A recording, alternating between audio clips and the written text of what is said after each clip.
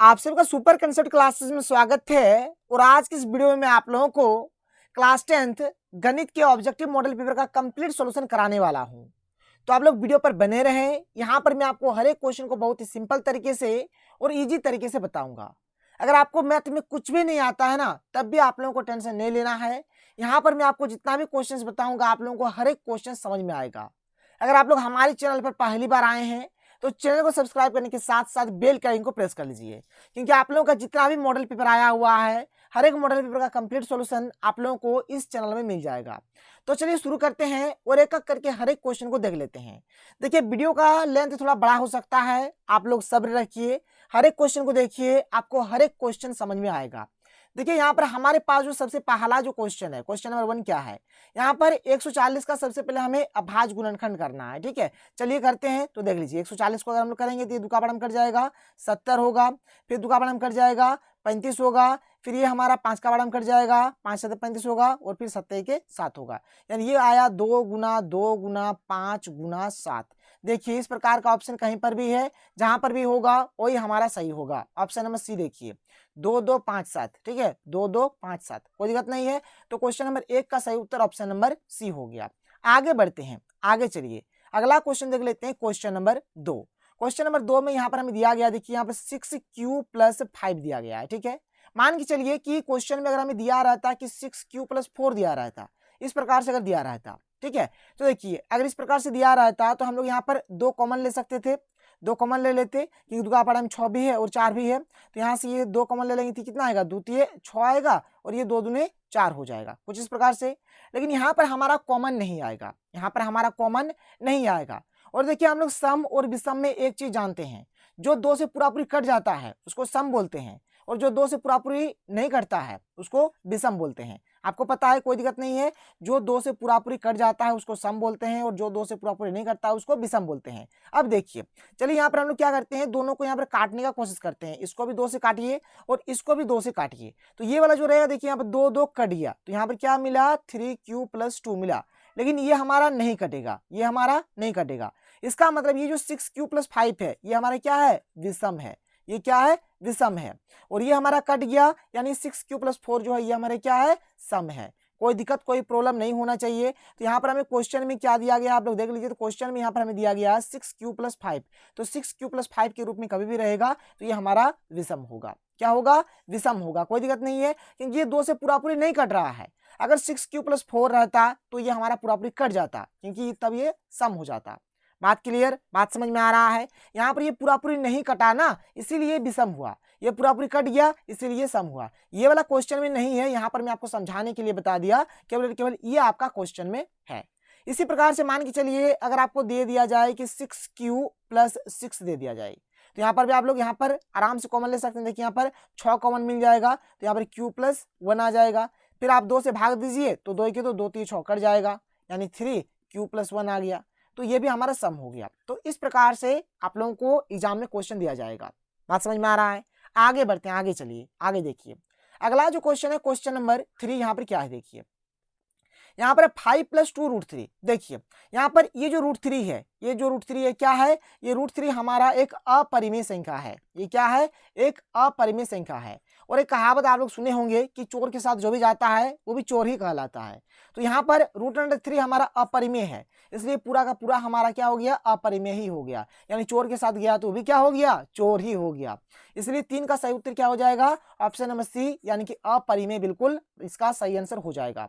आगे चलते हैं, क्वेश्चन नंबर 4 की ओर चलते हैं, देख लेते हैं क्वेश्चन नंबर 4। देखिए क्वेश्चन नंबर 4, यहाँ पर जो हमारा यूक्लिड विभाजन एल्गोरिथम जो होता है, ये हमारा होता है a बराबर होता है bq + r, और डायरेक्ट हमें दिया हुआ है। ये जो ऑप्शन नंबर बी है ये हमारा सही हो जाएगा, क्योंकि यहाँ पर माइनस होता नहीं है, इस प्रकार से माइनस, और ये भागा वाला भी होता नहीं है, भागा वाला भी यहाँ पर होता नहीं है। ठीक है, तो a बराबर bq + r इसका बिल्कुल हमारा सही आंसर हो जाएगा। ये यूक्लिड विभाजन एल्गोरिथम में। आगे चले, आगे देखिए, आगे बढ़ते हैं, क्वेश्चन नंबर 5 देख लेते हैं। देखिए क्वेश्चन नंबर 5 में यहाँ पर हमें देख लीजिए, ये हमें योग दिया हुआ है और ये हमें गुणनफल दिया हुआ है, और यहाँ पर हमें द्विघात बहुपद निकालना है। देखिए ये वाला जो फॉर्मूला है ना, बहुत ही शानदार और जानदार फॉर्मूला है, आसानी से बना सकते हैं। ठीक है, देख लीजिए, यहाँ पर मैं आपको समझा देता हूँ प्रेम से। यहाँ पर आपको क्या क्या दिया है, देखिए पहले आपको योग दिया है। ठीक है, पहले योग लिखिए, योग, योग बराबर कितना दिया है भाई, तो योग 3 दिया है, ठीक है। फिर गुणनफल दिया है, गुणनफल, गुणनफल, गुणनफल कितना दिया है, -2 दिया है, -2 लिखिए। अब यहाँ से यहाँ पर ये जो फॉर्मूला है इसके अनुसार बैठा दीजिए, एक्स स्क्वायर है रहने दीजिए, माइनस शून्यंकों का योग, योग कितना है यहाँ पर 3 है, 3 लिखिए। फिर क्या है, गुना है, गुना लिखिए, गुना, गुना क्या है, एक्स है तो एक्स कर दीजिए, प्लस है प्लस रहने दीजिए, और शून्यंकों का गुणनफल, तो शून्यंकों का गुणनफल कितना है, -2 है, तो यहाँ पर -2 लिख दीजिए। अब देखिए क्या हो गया, एक्स स्क्वायर -3 गुना एक्स 3x प्लस माइनस -2, तो ये हो गया हमारा इसका फाइनल आंसर, यानी कि एक्स स्क्वायर -3x -2 कहीं पर है, देख लीजिए ऑप्शन नंबर सी हमारा उसी प्रकार से है, X square -3x -2, option number C इसका सही आंसर हो जाएगा। बहुत ही आसान है, कभी भी अगर आपको इस प्रकार से योग और गुणनफल दिया रहे तो ये वाला फॉर्मूला बैठाइए, सबसे आसान तरीका, सबसे आसान कंसेप्ट है, यहाँ से आप लोग बना सकते हैं और आपको यहाँ से 1 नंबर आसानी से मिल जाएगा। आगे चलते हैं, आगे देखिए क्वेश्चन नंबर 6 यहाँ पर हमारे पास क्या है, यहाँ पर देख लीजिए, यहाँ पर ये जो एक्स लाइन में केवल कटा है, एक बार यहाँ पर कटा है, एक बार यहाँ पर कटा है, एक बार यहाँ पर कटा है, यानी टोटल मिलाकर 3 बार कटा है, तो ऑप्शन नंबर डी इसका बिल्कुल सही आंसर हो जाएगा, कोई प्रॉब्लम नहीं है। क्वेश्चन नंबर 7 की ओर बढ़ते हैं, देख लेते हैं क्वेश्चन नंबर 7।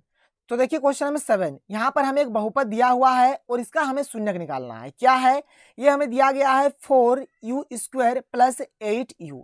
आप देख सकते हैं यहाँ पर, देखिए यहाँ पर 4 है, यहाँ पर 8 है, यानी 4 कॉमन मिल जाएगा, यहाँ पर भी u है और यहाँ पर भी u है, यानी आपको यहाँ से 4u कॉमन मिल जाएगा। तो चलिए फटाफट कॉमन ले लीजिए, हमने 4 भी कॉमन ले लिया और u भी कॉमन ले लिया, तो 4 कॉमन आ गया, यहाँ पर u² है तो u कॉमन आ गया, तो यहाँ पर 1 ठो u बचेगा। यहाँ पर देखिए u का तो u आ गया है और 4 का पढ़ा में 8 के बार में है तो 2 बार में है, तो एक हमारा आ गया 4u और एक आया है u + 2। तो चलिए शून्यक निकालते हैं, शून्यक निकालने का मतलब क्या होता है, ये सबको क्या करेंगे, 0 के बराबर कर देंगे। तो पहला वाला क्या है, 4u है, तो 4u को अगर 0 के बराबर कर देंगे तो ये हमारा क्या हो जाएगा, u बराबर हो जाएगा 0/4, यानी एक तो हमारा 0 आ गया, ठीक है। और एक यहाँ पर है u + 2 है, ठीक है, क्या है, u + 2 है, तो u + 2 बराबर क्या करेंगे, 0 करेंगे, तो यहाँ से क्या हो जाएगा, u बराबर क्या हो गया, देखिए यहाँ पर +2 है तो इधर जाने से क्या हो जाएगा, -2 हो जाएगा, यानी यहाँ पर हमें 2 तो शून्यक मिला, एक हमें 0 मिल गया और एक हमें -2 मिल गया, यानी एक हमें 0 मिल गया और एक हमें -2 मिल गया, यानी इसका सही उत्तर हो जाएगा ए तथा सी दोनों, ए तथा सी दोनों, कोई दिक्कत नहीं है, यानी 7 का सही आंसर क्या होगा, ऑप्शन नंबर डी बिल्कुल राइट आंसर होगा। इसको आप लोग नोट डाउन कर लीजिए। आगे बढ़ते हैं, आगे चलिए क्वेश्चन नंबर 8 यहाँ पर देखिए क्या है, यहाँ पर हमें 2 समीकरण दिया हुआ है और यहाँ पर बोला जा रहा है कि a1/a2 = b1/b2 = c1/c2, तो इसमें से कौन सा कथन सत्य होगा। देखिए यहाँ पर मैंने यहाँ पर 3 पॉइंट्स लिख दिया है जो कि बहुत ज्यादा इंपॉर्टेंट है। अगर आपका a1/a2 not equal to b1/b2 हो तो यहाँ पर क्या होगा, इसका मतलब होता है अद्वितीय हल। अद्वितीय हल माने होता है कि केवल एक हल, अद्वितीय हल माने क्या होता है कि केवल उसका एक ही तो हल होगा। और इसमें अगर रेखा का बात करें तो रेखा किस प्रकार से होगा, तो इसमें प्रतिच्छेदी करती हुई रेखाएं हमें प्राप्त होंगे। अगर a1/a2 = b1/b2 = c1/c2 अगर मिले तो इसमें अपरिमित रूप से अनेक हल होंगे, ठीक है, और इसमें जो रेखाएं हमें मिलेंगी ये संपाती रेखाएं होंगी, कोई दिक्कत नहीं है। और अगर हमारा a1/a2 = b1/b2 हो लेकिन नॉट इक्वल टू c1/c2 हो तो यहाँ से हमें कोई भी हल नहीं मिलेगा, यानी यहाँ पर समांतर रेखाएं हमें मिलेंगे, कोई दिक्कत नहीं है। सर समझ में आ रहा है आप लोगों को। तो यहाँ पर क्वेश्चन में हमें दिया गया है कि a1/a2 = b1/b2 = c1/c2, यानी ये वाला दिया गया है, तो ये वाला होने से क्या होता है, अपरिमित रूप से अनेक हल होता है, ठीक है, अपरिमित रूप से अनेक हल, यानी क्वेश्चन में 8 का सही उत्तर हो जाएगा ऑप्शन नंबर बी, यानी कि अनेक हल होगा, कोई दिक्कत नहीं है। आगे बढ़ते हैं, क्वेश्चन नंबर 9 देखिए। क्वेश्चन नंबर 9 यहाँ पर आप लोगों को देख लेना है। देखिए क्वेश्चन नंबर 9 में यहाँ पर हमें 2 समीकरण दिया गया है, एक हमें दिया गया है 6x - 2y + 9 = 0। देखिए जो x के साथ होता है ना इसको a बोला जाता है, तो a का मान हो गया 6। y के साथ जो होता है उसको हम लोग b बोलते हैं, लेकिन चिन्ह अगर माइनस रहेगा तो भाई माइनस को भी आपको लिखना पड़ेगा। ये जो है ये हमारा क्या हो गया, c हो गया, ठीक है, जो ऐसे रहता है उसको c बोलेंगे। ये पहला वाला समीकरण है इसलिए इसको हम लोग 1 1 1 बोल देते हैं, कोई दिक्कत नहीं है। इसी प्रकार से हमें यहाँ पर और एक दिया गया है, देख लीजिए क्या दिया गया है, यहाँ पर हमें दिया गया है 3x - y + 12 = 0। x के साथ जो रहता है इसको a बोला जाता है, y के साथ जो रहता है उसको b बोला जाता है, तो यहाँ पर कुछ नहीं है, मतलब -1 है, और यहाँ पर जो अकेला रहता है इसको c बोलते हैं। तो ये दूसरा समीकरण के लिए इस यहाँ पर इसलिए 2 होगा, यहाँ पर भी 2 होगा और यहाँ पर भी क्या हो जाएगा, 2 हो जाएगा। देखिए इस प्रकार जब भी हमें निकालने के लिए बोलेगा, ठीक है, तो सबसे पहले हमें a1/a2 निकालना है, तो a1 का मान कितना है, 6 है, और a2 का मान कितना है, 3 है, काट दीजिए, 3 के 3 3 दूने 6, यानी कितना आ गया, 2 आ गया। फिर हम लोग यहाँ पर निकालेंगे b1/b2, तो तो B1 कितना है भाई, तो B1 है -2 लिखिए, ठीक है, B1 -2 हो गया। और B2 कितना है, -1 है, तो -1 लिख दीजिए, -1 कट जाएगा तो ये भी कितना मिलेगा, 2 ही मिलेगा।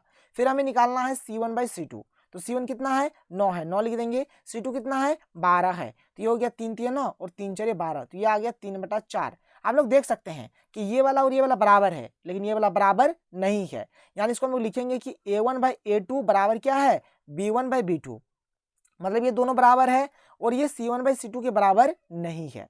कोई दिक्कत नहीं है, यानी A1/A2 इक्वल टू B1/B2 है और नॉट इक्वल टू क्या है, C1/C2। देखिए इस प्रकार का कंडीशन अभी मैंने आप लोगों को बढ़ाया, ये वाला देख लीजिए, ये वाला A1/A2 बराबर B1/B2 not equal to C1/C2 अगर होता है तो इसमें कोई हल नहीं होगा और इसमें हमें समांतर रेखाएं प्राप्त होंगे। ठीक है, तो समांतर रेखा है, बिल्कुल है, ऑप्शन नंबर बी इसका राइट आंसर हो जाएगा।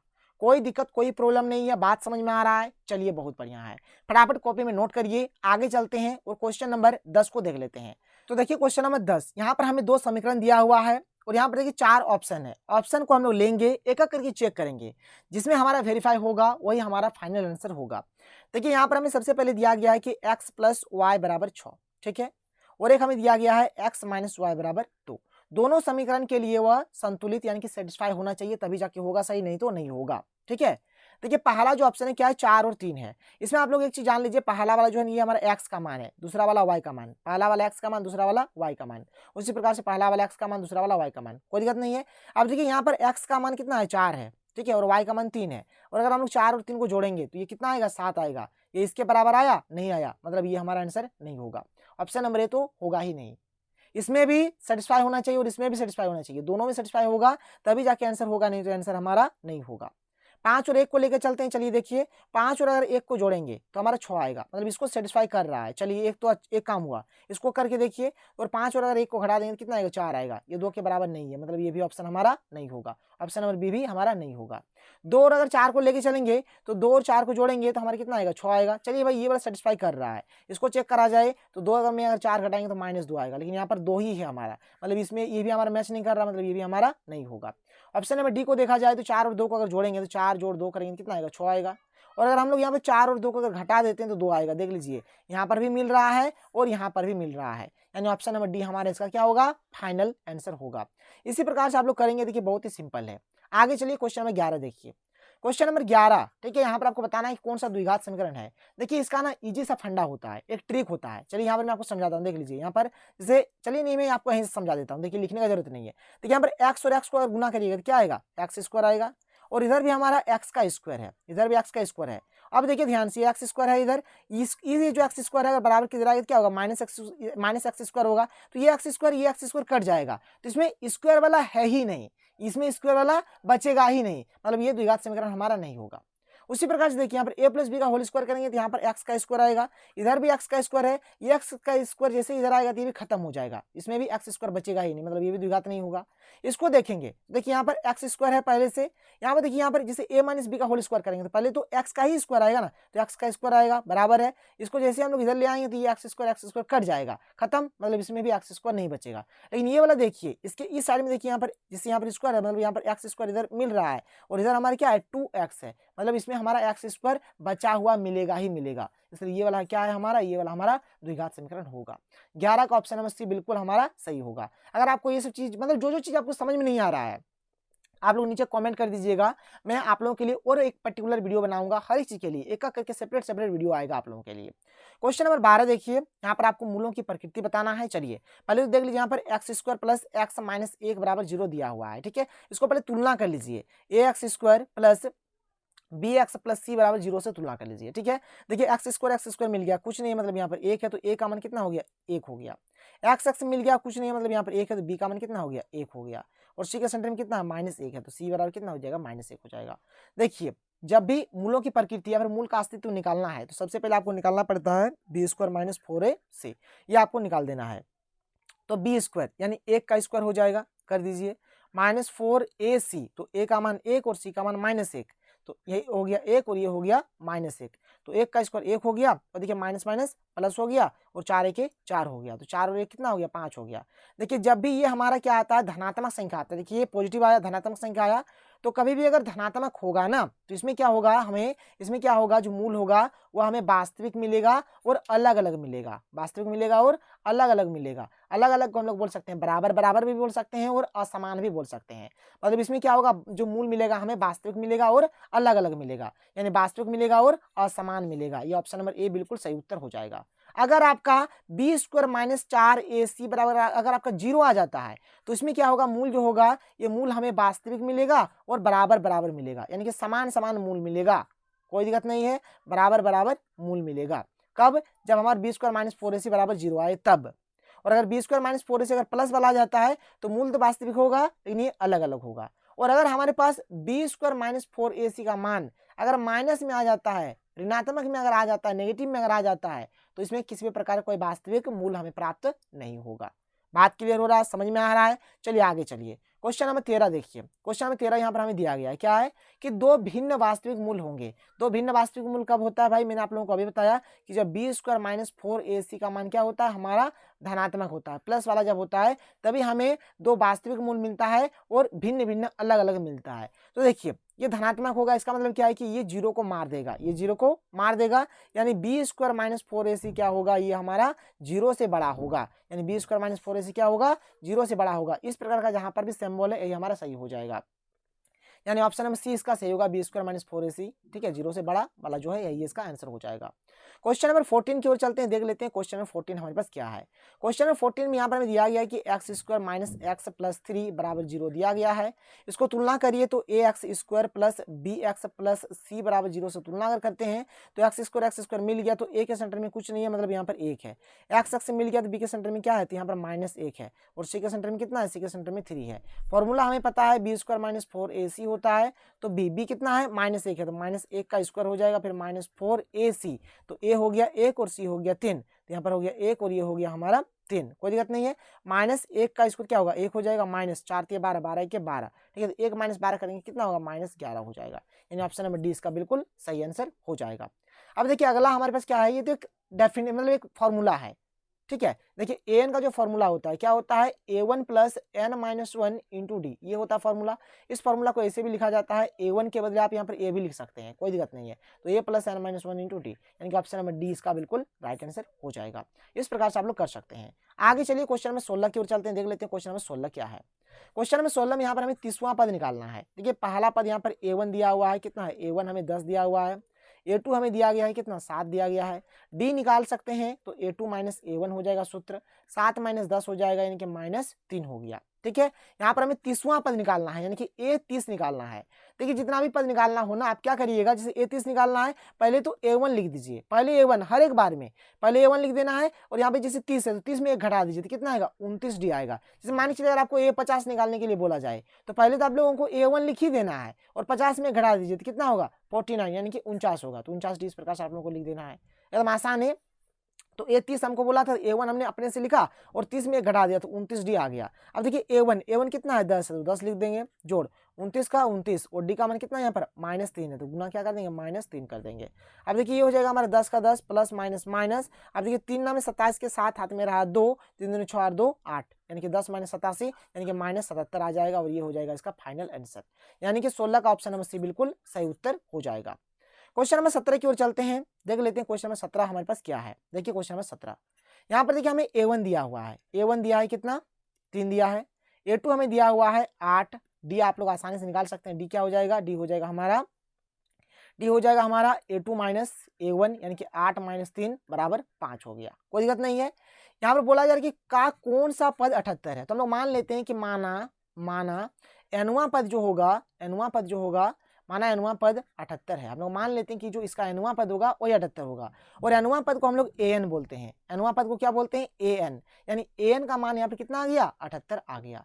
अब an का फॉर्मूला हमें पता है क्या होता है कि a1 plus n minus 1 into D बराबर क्या हो जाएगा, इधर 78 हो जाएगा।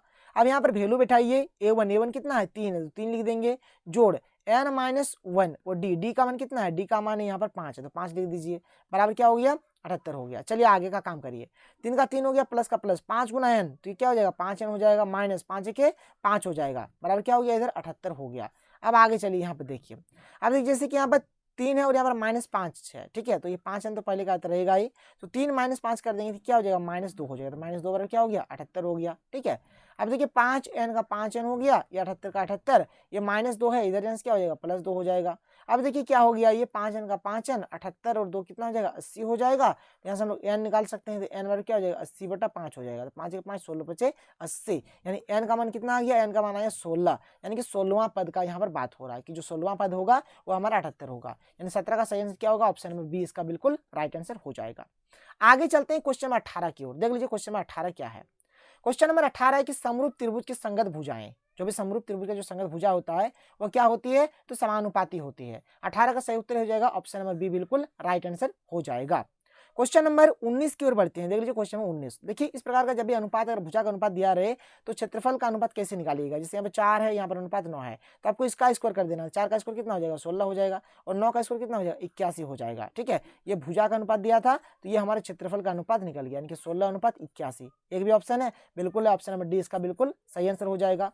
क्वेश्चन नंबर 20 देखिए अगर इस प्रकार का क्वेश्चन आए ना तो हमेशा उसका आंसर 90 डिग्री ही होगा, क्योंकि इस प्रकार का जो कंडीशन होता है ये पाइथागोरस का जो प्रमेय होता है, कर्ण स्क्वायर बराबर आधार स्क्वायर जो लंब स्क्वायर, उसी से ये हमारा सेटिस्फाई होता है। एक्चुअल में हम लोग करते क्या है कि जो इसमें बड़ा है, इसमें बड़ा कौन है भाई, देख लीजिए, तो बड़ा है इसमें 12, तो 12 को आप लोग क्या करिए एक साइड में लिख दीजिए जो कर्ण का काम करेगा, और जैसे जो छोटा छोटा उसको दोनों तरफ लिख दीजिए। जैसे यहाँ पर क्या है 6√3 है तो इसका स्क्वायर कर दीजिए, और यहाँ पर 6 है तो इसका स्क्वायर कर दीजिए। तो 12 का स्क्वायर करेंगे तो 144 होगा, इसका अगर स्क्वायर करेंगे देखिए क्या 6 का स्क्वायर हो जाएगा 36, और √3 का स्क्वायर क्या हो जाएगा 3 हो जाएगा। उसी प्रकार से यहाँ 6 का स्क्वायर क्या हो जाएगा 36 हो जाएगा। तो यहाँ पर 3 का 18 के 8 मेरा 1 3 3 और 1 10 हो गया, ठीक है, प्लस क्या हो गया 36 हो गया, इधर हमारा 144 हो गया, इधर तो 144 है, ये है 108 और 36 का जोड़ेंगे क्या हो जाएगा 144 हो जाएगा। देख लीजिए दोनों मिल गया, और इस प्रकार से जब दोनों मिल जाएगा तो ये हमारा क्या होता है, समकोण त्रिभुज होता है। क्योंकि समकोण त्रिभुज का ही हमने फॉर्मूला लगाया कि कर्ण स्क्वायर बराबर क्या होता है, आधार स्क्वायर जोड़ लंब स्क्वायर बोलिए, या फिर लंब स्क्वायर जोड़ आधार स्क्वायर बोलिए, कोई दिक्कत नहीं है। आपको क्या करना है, जो सबसे बड़ा वाला होगा ना उसको एक तरफ लिखिए, और जो दो छोटा छोटा होगा उसको स्क्वायर करके प्लस करके इस प्रकार से करिए। अगर दोनों तरफ अगर मिल जाता है तो हमारा यहाँ पर आंसर कितना होगा, 90 डिग्री होगा। तो 20 का यहाँ पर सही आंसर क्या हो गया, ऑप्शन नंबर सी इसका बिल्कुल सही आंसर हो गया। आगे चलते हैं क्वेश्चन नंबर 21 की ओर। देख लेते हैं क्वेश्चन नंबर 21 हमारे पास क्या है। तो क्वेश्चन नंबर 21 यहाँ पर हमें दूरी निकालना है। मूल बिंदु से एक बिंदु दिया हुआ है, जैसे मान के चलिए मूल बिंदु है, ठीक है, ये मूल बिंदु हो गया, और यहाँ पर हमें कोई एक पॉइंट P दिया गया है, ये मूल बिंदु O है, और ये हमें कोई यहाँ पर एक बिंदु P दिया गया है। तो मूल बिंदु का निर्देशांक 0 0 होता है, आप सभी को पता है, और इसका यहाँ पर निर्देशांक दिया गया है 3,4, ठीक है। इसका फॉर्मूला हमें पता है, देखिए यहाँ पर ये होता है x1, ये होता है y1, ठीक है, ये होता है हमारा x2, ये होता है y2। दूरी सूत्र जो होता है, दूरी सूत्र हमें पता है, दूरी सूत्र बराबर रूट अंडर होता है x2 माइनस x1 का whole square plus y2 minus y1 का होल स्क्वायर। अब देखिए यहाँ पर करना क्या है, x2 कितना है, यहाँ पर 3 है तो 3 लिखिए, माइनस x1 कितना है 0 है तो 0 इस प्रकार से स्क्वायर कर दीजिए। फिर y2 कितना है 4 है, 4 लिखिए, माइनस y1 कितना है 0, तो इस प्रकार से आप लोग इसको कर लीजिए। अब देखिए 3 माइनस 0 करेंगे क्या होगा, 3 का स्क्वायर हो जाएगा, 4 माइनस 0 करेंगे क्या होगा, 4 का स्क्वायर हो जाएगा। अब देखिए यहाँ पर क्या हो जाएगा हमारा, अब देखिए 3 का अगर स्क्वायर करते हैं तो यहाँ से हमें 9 मिलेगा, और 4 का अगर स्क्वायर करेंगे तो यहाँ से 16 मिलेगा, तो 16 न कितना हो जाएगा 25 हो जाएगा, 25 यानी कि वर्गमूल 5, तो 5 मात्रा इसका आंसर हो जाएगा। इस प्रकार से कोई दिक्कत नहीं, बात समझ में आ रहा। तो 21 का सही उत्तर क्या हो गया, ऑप्शन नंबर सी, यानी कि 5 मात्रा इसका सही आंसर हो गया। आगे चलिए क्वेश्चन नंबर 22 बहुत ही सिंपल है। जैसे यहाँ पर एक पॉइंट दिया गया है, एक पॉइंट दिया गया हमें 2 और 5, क्या है 2 और 5 दिया गया है, और एक हमें दिया गया है 4 और 7। इसमें करना क्या है, देखिए ध्यान से, इसका पहला वाला पॉइंट और इसका पहला वाला पॉइंट, जब भी आपको मध्य बिंदु निकालने के लिए बोला जाए ना, बहुत ही आसान है, मध्य बिंदु इसी फॉर्मूला से आप लोग निकालिएगा। क्या करना है, इसका जो फर्स्ट वाला है, फर्स्ट में इसका क्या है 2 है, लिखिए, इसका फर्स्ट में क्या है 4 है, लिखिए, फिर इसको 2 से भागा दे दीजिए। फिर इधर आइए, इसके लास्ट में कौन है 5 है, 5 लिखिए, इसके लास्ट में कौन है 7 है, 7 लिखिए, और इसको भी 2 से भागा दे दीजिए। अब इसको सॉल्व करिए, 2 और 4 कितना हो जाएगा 6/2 हो जाएगा, 5 और 7 कितना हो जाएगा 12, 12/2 हो जाएगा। काट दीजिए, कटेगा तो 2 की 2 3 6, और 2 की 2 6 के 12, यानी कि 3 और 6 आ गया, 3 और 6 आ गया, ठीक है। तो ये हो गया हमारा क्वेश्चन नंबर 22 का सही उत्तर क्या हो जाएगा, ऑप्शन नंबर सी इसका बिल्कुल राइट आंसर हो जाएगा। आगे चलते हैं क्वेश्चन नंबर 23 की ओर। देख लीजिए हमारे पास क्वेश्चन नंबर 23 क्या है, और ये हमारा एक त्रिकोणमिति का क्वेश्चन है, ठीक है। देखिए जैसे यहाँ पर हमें दिया गया है 2 sin a बराबर sin 2a। देखिए एक फॉर्मूला होता है, ये 2 sin a है, रहने दीजिए। sin 2a का होता है 2 sin a और cos a, क्या होता है 2 sin a और cos a।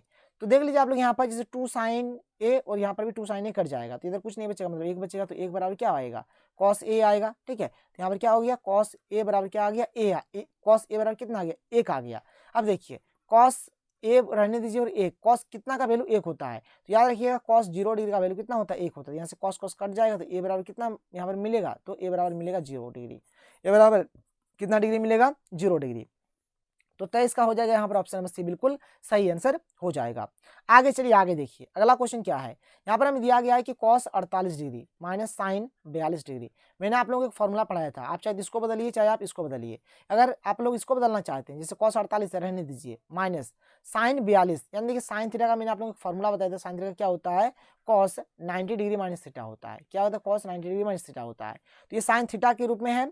ठीक है, यानी साइन थीटा का काम कर रहा है 42, तो इसके लिए फॉर्मूला हो जाएगा cos 90 माइनस थीटा, तो cos 90 का 90 माइनस थीटा, थीटा में क्या लिख देंगे 42 हम लोग लिख देंगे अभी तत्काल के लिए। तो cos 48 का 48 हो गया माइनस cos 90 में अगर 42 जाए तो यहाँ पर क्या बचेगा 48 बचेगा, तो cos 48 खत्म, क्या बचा 0। बात समझ में आ रहा है। तो 24 का यहाँ पर सही आंसर क्या हो जाएगा ऑप्शन नंबर बी इसका बिल्कुल राइट आंसर हो जाएगा, यानी कि 0 इसका आंसर सही हो जाएगा। क्वेश्चन नंबर 25 की ओर चलते हैं। देख लीजिए क्वेश्चन नंबर 25 हमारे पास क्या है। यहाँ पर हमें दिया गया है कि साइन a बराबर दिया गया है 3/5। साइन ए बराबर क्या दिया गया है 3/5 दिया गया है। एक फॉर्मूला होता है cos a का, cos a का फॉर्मूला क्या होता है √1 माइनस साइन स्क्वायर a, ये होता है सूत्र। इस सूत्र को अगर आप लोग जानते हैं तो आप लोग आसानी से बना लेंगे। अगर ये सूत्र नहीं जानते हैं, जो आप लंब कर्ण आधार का जो सूत्र जानते हैं, जैसे साइन थीटा बराबर क्या होता है लंब बटी कर्ण होता है, तो उस फॉर्मूला से भी आप लोग बना सकते हैं, आपका जो भी मर्जी है। तो हम लोग इसी से बना लेते हैं। एक का एक माइनस साइन ए का वैल्यू कितना 3/5, यहाँ पर स्क्वायर में, तो ये स्क्वायर में कुछ इस प्रकार से हो जाएगा। ठीक है, ये रहने देते हैं हम लोग, 3 का स्क्वायर 9 हो जाएगा, 5 का स्क्वायर 25 हो जाएगा, नीचे कुछ नहीं तो 1 मान लीजिए। अब आगे चलिए देखिए 1 और 25 का लॉस हो कितना हो जाएगा 25 हो जाएगा। ठीक है, और यहाँ पर अगर भिन्न का घटाव करेंगे तो 25 माइनस 9 हो जाएगा, तो 25 में 9 हो जाएगा तो कितना हो जाएगा 16, 16/25, तो 16 का क्या हो गया 16 का हो गया हमारा 4 और 25 का हो गया 5, यानी कि 4/5, यानी कि 25 का सही उत्तर हो जाएगा ऑप्शन नंबर बी, यानी कि 4/5 इसका बिल्कुल राइट आंसर हो जाएगा। आगे चलते हैं, आगे चलिए क्वेश्चन नंबर 26 देख लेते हैं। देख लीजिए क्वेश्चन नंबर 26 हमारे पास क्या है। धरती पर एक मीनार ऊर्ध्वाधर खड़ी है। ठीक है, धरती पर मान के चलिए कोई ये मीनार है। एक बिंदु जो मीनार के पाद बिंदु से 15 मीटर दूर है। मीनार के शिखर का उन्नयन कोण 60 डिग्री है, तो मीनार की ऊंचाई ज्ञात करिए। ठीक है, देखिए पाद बिंदु का बात हो रहा है, मतलब ये जो नीचे वाला जो होता है ना, ये नीचे वाला इसी को बोला जाता है पाद बिंदु। ठीक है, ये हमें दिया गया है 15 मीटर, और ये हमें यहाँ पर क्या बोला जा रहा है निकालने के लिए, ये हमें निकालने के लिए बोला जा रहा है। यहाँ पर ये तो समकोण होगा ही होगा, और यहाँ पर देखिए कोण हमें कितना दिया गया है, यहाँ पर हमें कोण दिया गया है 60 डिग्री का। कोण कितना डिग्री का दिया गया है 60 डिग्री का यहाँ पर कोण दिया गया है, कोई दिक्कत कोई प्रॉब्लम नहीं है। ठीक है, मतलब ये वाला और ये वाला दिया गया है, यानी देख लीजिए आप लोगों को यहाँ पर एक तो ये आप लोगों का लंब होता है, तो लंब आप लोगों का यहाँ पर गिवन है। ठीक है, और एक आप लोगों का आधार गिवन है। एक्चुअली लंब निकालना पड़ेगा, लेकिन अभी जिक्र किसका किसका हो रहा है, तो एक लंब का जिक्र हो रहा है और एक आधार का जिक्र हो रहा है। तो देखिए जो हम लोगों ने जो पढ़ा है 6 formula sine cos tan cot sec cosec, इसमें से देखिए कि लंब और आधार किस में होता है, तो भाई टेन में होता है, टेन में होता है। ठीक है, टेन। ठीक है, आप देख लीजिए जैसे फॉर्मूला आपको पता होगा लाल बटा कोका। ठीक है, तो देखिए इसमें लंब और आधार इसमें होता है, लंब और आधार इसमें होता है, टेन में होता है, तो टेन थीटा बराबर क्या हो जाएगा लंब बटा आधार हो जाएगा। टेन थीटा बराबर क्या हो जाएगा लंब बटा आधार हो जाएगा। अब देखिए ध्यान से टेन थीटा, तो टेन का टेन रहने देते हैं, और थीटा का मान यहाँ पर कितना है 60 है, तो 60 लिख लेते हैं। लंब जो कि हमें यहाँ पर निकालना है, छोड़ दीजिए रहने दीजिए, लंबा रहने दीजिए। ठीक है, और आधार कितना है यहाँ पर 15 है, तो 15 लिख देंगे। अब देखिए टेन 60 डिग्री का मान कितना होता है, देखिए टेन 0 डिग्री का मान 0 डिग्री का मान 0 होता है, 0 30। ठीक है, फिर 45 60, तो इसके लिए होता है 0, इसके लिए होता है 1/√3, इसके लिए होता है 1 और इसके लिए होता है √3, कुछ इस प्रकार से होता है। तो देखिए यहाँ पर टेन 60 डिग्री है, तो टेन 60 डिग्री का मान यहाँ पर क्या हो जाएगा यहाँ पर √3 हो जाएगा, तो √3 हो गया बराबर क्या हो गया यहाँ पर लंब हो गया, और यहाँ पर हमारा 15 हो गया। कुछ नहीं तो 1 मान लीजिए यहाँ पर, तो 1 गुना लंब क्या हो जाएगा यहाँ पर लंब हो जाएगा। ठीक है, और यहाँ पर 15 गुना √3, तो 15√3 हो जाएगा। यानी यहाँ पर देख लीजिए 15√3 है कहीं पर भी, बिल्कुल है। 26 का सही उत्तर हो जाएगा ऑप्शन नंबर बी, यानी कि 15√3 इसका आंसर सही हो जाएगा। बात समझ में आ रहा है। चलिए आगे चलते हैं। क्वेश्चन नंबर 27 देख लीजिए। क्वेश्चन नंबर 27 को आप लोग किस प्रकार से बनाएंगे, देखिए यहाँ पर बोला जा रहा है कि हमें एक त्रिभुज पी क्यू आर दिया गया, तो हमने यहाँ पर पी क्यू आर एक बना लिया। यहाँ पर क्यू क्या है समकोण है, क्यू हमने यहाँ पर एक समकोण दे दिया। अब हमें यहाँ पर पी क्यू दिया है 3 सेंटीमीटर, तो पी क्यू में हमने यहाँ पर 3 सेंटीमीटर लिख दिया। एक हमें पी आर दिया हुआ है 6 सेंटीमीटर, तो पी आर में भी हम लोगों ने 6 सेंटीमीटर लिख दिया। अब देखिए यहाँ पर देखिए जो हमारा 9 पॉइंट वाला जो कंसेप्ट होता है ना, तो यहाँ पर आप लोगों को कोई दो भुजा दिया रहेगा, एक तो लंब आधार दिया रहेगा, लंब कर्ण दिया रहेगा, कर्ण आधार दिया रहेगा, आधार कर्ण दिया रहेगा, आधार लंब दिया रहेगा, मतलब कुछ भी यहाँ पर क्या होगा, हमें कोई दो मतलब यहाँ पर भुजा का जिक्र होगा, उसी के अकॉर्डिंग हम लोग काम को करेंगे। अब देखिए यहाँ पर जैसे कि ये कोण आर है, इसको हम लोगों ने क्या किया, थीटा मान लिया, इसको क्या किया हम लोगों ने, थीटा मान लिया। अब देखिए यहाँ पर एक तो हमें यहाँ पर लंब मिल रहा है और यहाँ पर हमें कर्ण मिल रहा है, तो लंब और कर्ण के लिए हम लोग क्या करते हैं, किसमें जाएंगे, साइन घर में जाएंगे, क्योंकि साइन में हमारा क्या होता है, लंब और कर्ण होता है, इसलिए हम लोग ने यहाँ पर क्या कि साइन थीटा बराबर क्या हो जाएगा, लंब बटा कर्ण हो जाएगा। लंब में यहाँ पर हमारा ये वाला हो गया, यानी कि पी क्यू हमारा लंब हो गया, कर्ण में हमारा पी आर हो गया, तो कर्ण हम लोगों ने पी आर को दे दिया, साइन थीटा का साइन थीटा हो गया बराबर पी क्यू कितना है 3 है, तो 3 हमने दे दिया, पी आर कितना है 6 है, तो हमने 6 दे दिया। अब देखिए 3 के 3 3 दूनी 6, ये तो कट जाएगा, तो 1/2 आया, तो साइन थीटा बराबर यहाँ पर 1/2 आया, तो साइन थीटा बराबर देखिए यहाँ पर साइन 30 डिग्री का मान 1/2 होता है, तो यहाँ से साइन साइन कैंसल आउट हो जाएगा, तो थीटा बराबर कितना मिला, यहाँ पर 30 डिग्री मिला, तो थीटा बराबर 30 डिग्री, यानी कि कोण आर जो है वो कितना है 30 डिग्री है। कोण आर देखिए, कोण आर कहने का तात्पर्य क्या होता है, कोण आर जैसे अगर आप लोग कह रहे हैं तो इसका मतलब क्या है, देखिए कोण आर का तो ये बात हो रहा है, ये तो बीच में रहेगा, और ये जो पी और ये जो क्यू है, ये दोनों को आप लोग कहीं भी लिख सकते हैं। अगर आप यहाँ पर पहले पी लिख देते हैं, बाद में क्यू लिख देते हैं, तब भी सही है। अगर आप यहाँ पर पहले अगर क्यू लिख देते हैं, बाद में पी लिख देते हैं, तब भी यहाँ पर क्या है, सही है। ठीक है, तो वही चीज यहाँ पर बताया जा रहा है। तो यहाँ पे देखिए कि कोण आर का मान कितना आ गया, 30 डिग्री आ गया है। अब ये हुआ कोण आर, ये हुआ कोण आर, इसके इधर एक डंडी गया है, इसके इधर एक डंडी गया है, एक तो हमारा पी वाला है, एक तो हमारा क्यू वाला है। ठीक है, इसलिए हमने इसको पी आर क्यू का नाम दे दिया, 30 डिग्री कर दिया। ये यहाँ तक आप लोगों को समझ में आ गया। अब देखिए ये हमारा 90 डिग्री है, ये हमारा 90 डिग्री है, ये हमारा क्या है भाई, यहाँ पर ये हमारा 90 डिग्री हो गया, और ये जो पी आर क्यू आया है, ठीक है, पी आर क्यू ये कितना डिग्री का आया है, 30 डिग्री का आया है, 30 डिग्री का आया है। अब देखिए त्रिभुज के तीनों कोणों का योग जो होता है 180 डिग्री होता है, तो ये 90 हो गया, 30 हो गया, कितना हो गया 120, तो ये जाहिर सी बात है कितना हो जाएगा 60 हो जाएगा, तब ना हमारा 180 डिग्री हो गया। तो देख लीजिए परीक्षा में कभी कभार क्या होगा कि कोण क्यू पी आर पूछा जाएगा, या फिर कभी कभार क्या होगा कोण पी आर क्यू भी पूछा जा सकता है। तो दोनों का मैंने आप लोगों को कंसेप्ट बता दिया कि आप लोगों को कैसे क्या करना है। तो यहाँ पर देखिए कोण पी आर क्यू का यहाँ पर आंसर कितना जा रहा है, 30 डिग्री आ रहा है, और कोण क्यू पी आर का यहाँ पर आ रहा है 60, कोई दिक्कत नहीं है, 60 डिग्री आ रहा है। आगे चलते हैं, क्वेश्चन नंबर 28 देख लेते हैं। क्वेश्चन नंबर 28 हमारे पास क्या है, तो देखिए क्वेश्चन नंबर 28 क्या है कि एक वृत्त की कितनी स्पर्श रेखाएं हो सकती है। तो एक वृत्त की अनंत स्पर्श रेखाएं हो सकती है, यानी कि अपरिमित रूप से अनेक स्पर्श रेखाएं होंगे। अगला जो क्वेश्चन है, क्वेश्चन नंबर 29 क्या है, देख लीजिए कि 5 सेंटीमीटर त्रिज्या वाले एक वृत्त, यहाँ पर हमारे पास कोई एक वृत्त है और इसका जो त्रिज्या दिया गया है कितना, यहाँ पर देख लीजिए 5 सेंटीमीटर इसका त्रिज्या दिया गया है, के बिंदु P पर स्पर्श रेखा PQ, यहाँ पर एक बिंदु हमारे पास P है और यहाँ पर एक स्पर्श रेखा क्या है PQ है। केंद्र O से जाने वाली एक रेखा में बिंदु Q पर इस प्रकार मिलती है कि OQ बराबर 12 सेंटीमीटर, मतलब यहाँ पर देखिए O हो गया और यहाँ पर ये Q हो गया, तो यहाँ से लेकर OQ जो है ये हमारा कितना है 12 सेंटीमीटर है। यहाँ पर हमें PQ की लंबाई ज्ञात करनी है, मतलब ये जो PQ है ये वाला हमें निकालना है। देखिए ये हमारा एक समकोण त्रिभुज है, जहां पर ये वाला हमारा क्या हो जाएगा, ये हमारा लंब हो जाएगा, ठीक है, ये बड़का जैसा है, ये हमारा कर्ण हो जाएगा, और ये हमारा क्या हो जाएगा भाई आधार हो जाएगा। यानी यहाँ पर हमें आधार निकालना है, ठीक है, कर्ण हो गया 12 सेंटीमीटर, लंब हो गया 5 सेंटीमीटर और आधार निकालना है। पाइथागोरस का प्रमेय हमें पता है, कर्ण स्क्वायर बराबर आधार स्क्वायर जोड़ लंब स्क्वायर, तो कर्ण कितना है 12, तो 12 का स्क्वायर बराबर आधार स्क्वायर रहने देते यही निकालना है, प्लस लंब है 5, तो 5 का स्क्वायर, 12 का स्क्वायर 144 बराबर आधार स्क्वायर जोड़ 5 का स्क्वायर 25, ये प्लस 25 को इधर ले आते हैं तो माइनस 25 हो जाएगा, 144 में 25 जाएगा तो 119 बचेगा, तो 119 बराबर आधार स्क्वायर हो गया, तो आधार स्क्वायर बराबर 119, तो आधार बराबर जैसे स्क्वायर उधर जाने से क्या हो जाएगा रूट हो जाएगा, तो रूट अंडर 119, यानी कि ऑप्शन नंबर डी इसका बिल्कुल सही आंसर हो जाएगा। आगे चलिए क्वेश्चन नंबर 30 देख लेते हैं। देखिए ये वाला जो क्वेश्चन है ना, ये भी आप लोगों का एक्सरसाइज आप लोगों का 10.2 का क्वेश्चन है, और इस क्वेश्चन में एक चित्र दिया हुआ रहता है, लेकिन यहाँ पर आप लोगों को चित्र नहीं दिया गया है। तो सबसे पहला बात तो आप लोगों को चित्र को खुद से ही जानना पड़ेगा, खुद से ही आप लोगों को चित्र को बनाना पड़ेगा, तब जाके आप लोग इस क्वेश्चन को बना पाएंगे। तो चलिए सबसे पहले यहाँ पर मैं आपको बता देता हूँ, एक्चुअली में दिखा देता हूँ कि आप लोगों का जो चित्र था ना, किताब वाला ही यहाँ पर मैंने फोटो ले लिया है, आप लोग देख लीजिए। इसका जो चित्र होगा ना कुछ इस प्रकार से इसका चित्र होगा, इसका आकृति कुछ इस प्रकार से होगा, और यहाँ पर देखिए बोल दिया गया है, यहाँ पर POQ हमें 110 डिग्री दिया गया है, और यहाँ पर हमें कोण PTQ यानी कि कोण PTQ यानी ये वाला हमें निकालना है। आपको पता है किस प्रकार से निकालते थे, कैसे निकालते थे भाई, तो ये तो 110 डिग्री है, ये वाला हमारा होता है 90 डिग्री का, ये वाला भी होता है हमारा 90 डिग्री का। तो ये 90 हो गया, ये 90 हो गया, ये 110 हो गया और ये हमें निकालना है।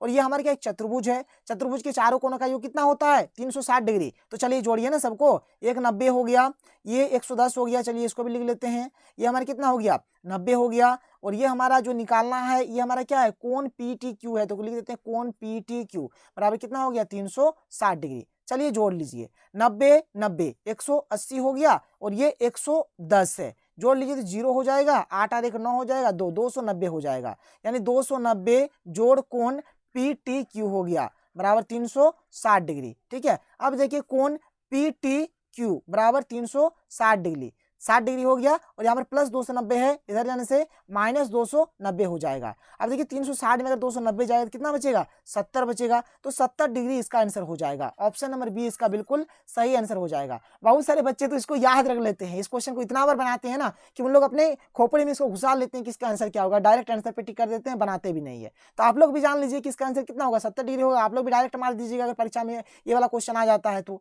ठीक है, लेकिन प्रैक्टिस करिए, प्रैक्टिस जब तक नहीं करेंगे तब तक होगा नहीं। आगे आप लोगों को सब्जेक्टिव वाला भी कंप्लीट सॉल्यूशन मैं आपको बहुत ही जल्द दे दूंगा। आगे चलिए क्वेश्चन नंबर 31 देख लेते हैं। तो ये क्वेश्चन नंबर 31 बहुत ही आसान क्वेश्चन है। यहाँ पर 60 डिग्री केंद्रीय कोण दिया है, यानी कोण का मान दे दिया है 60 डिग्री, और यहाँ पे त्रिज्या 14 सेंटीमीटर दिया है। यहाँ पर हमें त्रिज्यखंड का क्षेत्रफल निकालना है। कोण दिया है, कोण को हम लोग थीटा बोलते हैं, थीटा हमारा 60 डिग्री है। ठीक है, और यहाँ पर त्रिज्या कितना है 14 सेंटीमीटर, यानी कि आर हमारे पास 14 सेंटीमीटर है। और त्रिज्यखंड का क्षेत्रफल का सूत्र होता है थीटा बटे 360 डिग्री पाई आर स्क्वायर, इसका सूत्र होता है। थीटा का मान 60 है तो हमने लिख दिया 360 का 360, पाई का मान 22/7, आर स्क्वायर, आर का मान कितना 14, तो स्क्वायर है यानी 14 गुना 14 हो गया। अब देखिए 1 0 कट गया, 6 के 6 6 जगह 36 कट गया, फिर 7 के 7 7 दूने 14, फिर 2 के 2 2 3 6, यानी नीचे हमारा क्या बचा, नीचे हमारा 3 बचा और ऊपर में 22 और 14 बचा है, 22 और 14 बचा है। गुना करिए, 14 दूना 28 के 8, हाथ में रहा 2, 14 दूना 28 और 2 30, तो यहाँ पर 308/3 हो गया, यानी ऑप्शन नंबर डी इसका बिल्कुल सही आंसर हो गया। कोई दिक्कत नहीं है, बात समझ में आ रहा है। आगे चलिए क्वेश्चन नंबर 32 देखिए। क्वेश्चन नंबर 32 अभी देखिए यहाँ पर मैंने आप लोगों को जो त्रिज्यखंड का जो फॉर्मूला बताया थीटा बटे 360 डिग्री पाई आर स्क्वायर, इसी से रिलेटेड ये वाला है। मतलब यहाँ पर थीटा की जगह पे पी डिग्री दिया है, मतलब थीटा की जगह पे क्या लिख देना है पी लिख देना है, थीटा हो गया बटा 360 डिग्री, फिर क्या होता है पाई आर स्क्वायर, पाई का पाई और आर यहाँ पर देखिए बड़ा हाथ का आर दिया है, तो बड़ा हाथ का यहाँ पर आर का स्क्वायर। तो देख लीजिए कौन वाला ऑप्शन सही होगा। तो अगर आप लोग यहाँ पे देखें तो ऑप्शन नंबर डी सही होगा, क्योंकि देखिए यहाँ पर पाई आर स्क्वायर पी है, तो पाई आर स्क्वायर पी और नीचे 360, तो नीचे 360 ये वाला सही हो जाएगा। क्वेश्चन नंबर 33 क्या है देखिए कि दो वृत्तों की त्रिज्याएं क्रमशः 19 सेंटीमीटर और 9 सेंटीमीटर है। उस वृत्त की त्रिज्या क्या होगी जिसकी परिधि इन दोनों वृत्तों की परिधियों के योग के बराबर है। देखिए जो पहला वाला वृत्त है इसको हम लोग R1 इसका त्रिज्या मान लेते हैं, ये जो दूसरा वाला वृत्त है इसके त्रिज्या को हम लोग R2 मान लेते हैं, और इसके परिधि और इसके परिधि को जब जोड़कर एक मतलब नया वृत्त यहाँ पर बनता है। जो बड़का सा जो वृत्त होगा उसके त्रिज्या को हम लोग बड़ा हाथ का R मान लेते हैं। तो देखिए ये R1 हो गया 19 सेंटीमीटर हम लोग लिख दिया, ये R2 हो गया तो 9 सेंटीमीटर हम लोगों ने लिख दिया, और जो बड़ा वाला जो वृत्त बनेगा जिसको हम लोग यहाँ पर 2 पाई आर लेगा, और ये जो 2 पाई आर है ये बड़े वाले वृत्त का परिधि है, और ये किसके योग के बराबर है, तो R1 वाले वृत्त के और R2 वाले वृत्त के योग के बराबर है, परिधि के योग के बराबर है। तो देखिए यहाँ पर 2 पाई आर बराबर क्या हो गया, यहाँ पर पहला वाला जो वृत्त है उसका परिधि और जो दूसरा वाला वृत्त है इसका परिधि। अब देखिए यहाँ पर भी 2 पाई है, यहाँ पर भी 2 पाई है, तो हम लोगों ने क्या किया 2 पाई कॉमन ले लिया, 2 पाई कॉमन ले लिया तो यहाँ पर R1 बचा और यहाँ पर R2 बचा, कोई दिक्कत नहीं है। अब 2 पाई आर हो गया, 2 पाई हो गया, R1 का मान यहाँ पर 19 से 19 बैठा दिया, R2 का मान 9 है हमने 9 बैठा दिया। अब देखिए यहाँ से क्या हो गया 2 पाई और 2 पाई खत्म हो गया, तो R बराबर क्या बचा 19 + 9 बचा। ठीक है, तो 19 + 9 बचा, तो 19 और 9 को जोड़ेंगे कितना हो जाएगा 28 हो जाएगा। ऑप्शन 1 भी है, बिल्कुल है, ऑप्शन नंबर 20 का सही उत्तर हो जाएगा, 28 सेंटीमीटर इसका राइट आंसर हो जाएगा। आगे चलिए क्वेश्चन नंबर 34 देख लेते हैं। देख लीजिए क्वेश्चन नंबर 34 क्या है।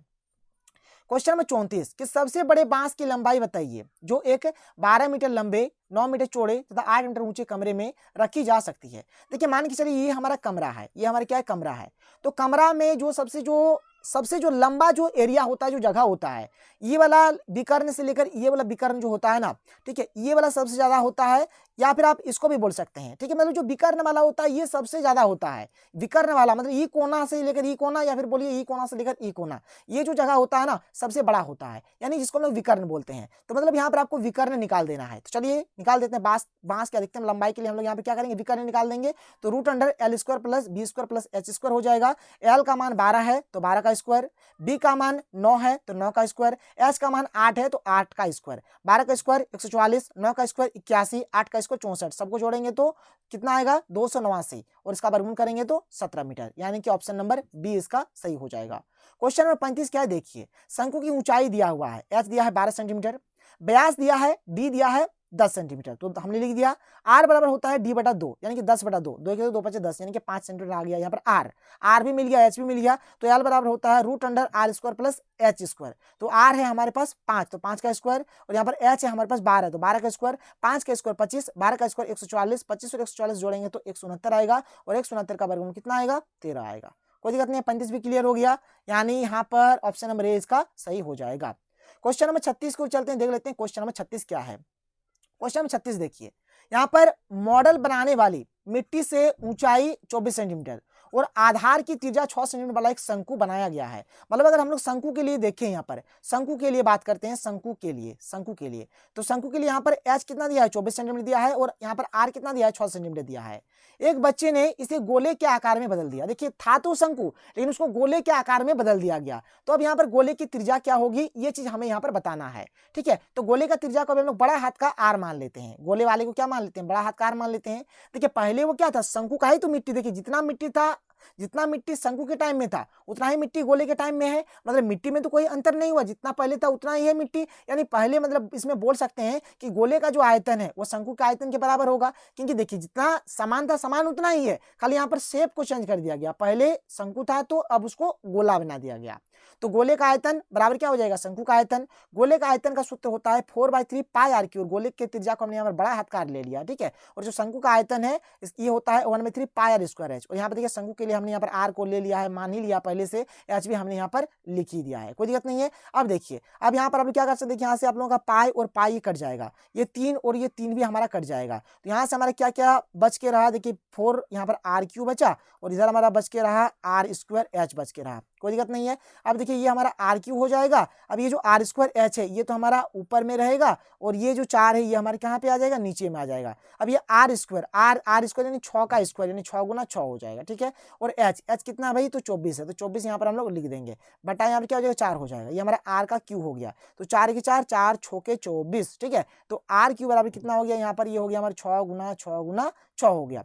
अब देखिए यहाँ पर 3 है, इसका मतलब क्या है, ये जब इधर जाएगा तो यहाँ पर 3 घुस जाएगा यहाँ पर, तो 6 गुना 6 गुना 6 यानी घनमूल आ गया, तो 3 तो मिलने से एक तो बाहर आता है, तो यहाँ पे कितना आ जाएगा 6 इसका आ जाएगा आंसर, यानी 6 कहीं पर है बिल्कुल 6 सेंटीमीटर इसका क्या हो जाएगा सही आंसर हो जाएगा 6 सेंटीमीटर। क्वेश्चन नंबर 37 क्या है देखिए, ये तो एक संबंध है, एक मतलब आप लोगों के एग्जाम में डायरेक्ट एक फॉर्मूला दिया है, तो इसका ये वाला सही हो जाएगा कि 3 गुना माध्यक बराबर बहुलक जोड़ 2 माध्य होता है, ये इसका सही हो जाएगा। 37 का ऑप्शन नंबर बी इसका राइट आंसर हो जाएगा। क्वेश्चन नंबर 38 की ओर चलते हैं, देख लेते हैं क्वेश्चन नंबर 38। देखिए क्या है क्वेश्चन नंबर 38 क्या है कि वर्ग अंतराल एवं संचयी बारंबारता के बीच खींचे गए आलेख को क्या कहते हैं, तो इसको त्वरण बोला जाता है, याद रखिएगा ऑप्शन नंबर डी इसका सही आंसर हो जाएगा। क्वेश्चन नंबर 39 क्या है कि निम्नलिखित में से कौन सी संख्या किसी घटना की प्रायिकता नहीं हो सकती है, तो ऋणात्मक संख्या कभी भी प्रायिकता नहीं होगा, याद रखिए 39 का यहाँ पर सही आंसर ऑप्शन नंबर बी हो जाएगा। यहाँ पर हमें पीई दिया है 0.05 और यहाँ पर हमें ई नहीं की प्रायिकता निकालना है। ठीक है, तो देखिए पीई नहीं का प्रायिकता निकालने के लिए हम क्या करेंगे, एक में क्या करेंगे पीई को घटा देंगे, एक में क्या करेंगे पीई को घटा देंगे, यानी कि 1 माइनस 0.05। ठीक है, तो ये हमारा कितना आ जाएगा, ये हमारा आ जाएगा 0.95 आ जाएगा, यानी कि ऑप्शन नंबर सी इसका बिल्कुल सही आंसर हो जाएगा।